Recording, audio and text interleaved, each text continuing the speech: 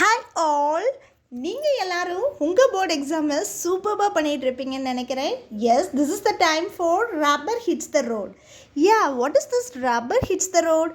யா, ஆமாங்க, இது ஒரு இடியம். அப்படின்னா நம்ம பாஸ்ட் 1 இயராக இந்த எக்ஸாமுக்காக ரொம்ப ப்ரிப்பேர் ஆகிட்ருப்போம். Yes, this is the time for you to prove who you are. So இந்த எக்ஸாமில் நீங்கள் ஸ்கோர் பண்ணுற மார்க் தான் it is going to be big அப்படின்னு சொல்லலாம். So for that we have an idiom, that is that rubber hits the road. Yeah, not only for the exam, we can use this for athletic project, whatever it may be. எந்த ஒரு விஷயத்துக்கு நம்ம practice பண்ணிகிட்டு இருந்து ஃபைனலாக ஒரு எக்ஸாமுக்காக வருவோம்ல, final touch. Yeah, for that we can use this idiom, rubber hits the road. Okay, இது எப்படி நம்ம சென்டென்ஸில் யூஸ் பண்ணலான்னு பார்க்கலாம் வாங்க. அத்லெட்டிக் யூஸ் பண்ணி. Okay, an athlete can train all day, but the race is where the rubber meets the road and they will know how good they really are. So இந்த மாதிரி நாமளும் யூஸ் பண்ணலாம். ஓகேங்களா?